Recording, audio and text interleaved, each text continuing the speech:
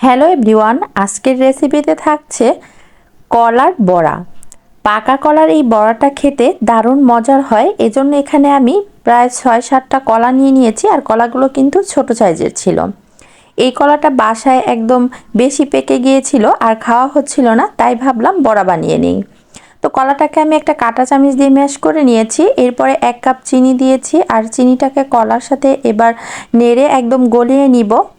যখন গলে যাবে চিনিটা, তখন এখানে অ্যাড করে দিতে হবে ময়দা। এখানে আমি ১.৫ কাপ পরিমাণে ময়দা নিয়েছি। আর দিয়ে দিব স্বাদ মতো লবণ। লবণটা দিয়ে একটা হ্যান্ড মিক্সারের সাহায্যে ভালো করে মিক্স করে নিব।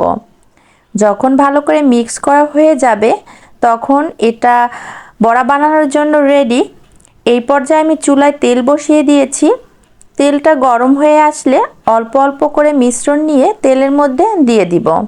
অবশ্য দেখেই বুঝতে পারছেন কিভাবে আমি এই বড়াগুলো দিয়ে দিচ্ছি। এটা কিন্তু বলা বা বোঝানোর কিছু নেই, দেখেই বুঝে নিতে হবে। তো একটা পিঠ যখন একটু হালকা ব্রাউন হয়ে আসবে, তখন অপর পিঠটা উল্টিয়ে দিব। আর হ্যাঁ, চুলার জালটা কিন্তু মিডিয়ামে রেখে একটু সময় নিয়ে এই বড়াটা ভাজতে হবে। এতে করে ভিতর পর্যন্ত বড়াটা একটু মুচমুচে হবে, খেতে ভালো লাগবে।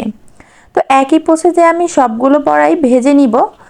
তো বন্ধুরা, যারা ইউটিউব থেকে দেখছো তারা লাইক, কমেন্ট এবং শেয়ার করে পাশে থাকবে, আর যারা ফেসবুক থেকে দেখছো পেজটা ফলো দিয়ে আমার সাথেই থাকবে। এই তো বড়াগুলো ভাজা হয়ে গিয়েছে। আর এভাবে পাকা কলার বড়া খেতে কিন্তু ভালোই লাগে, ভিতরটা একটু নরম থাকে আর উপরটা মুচমুচে।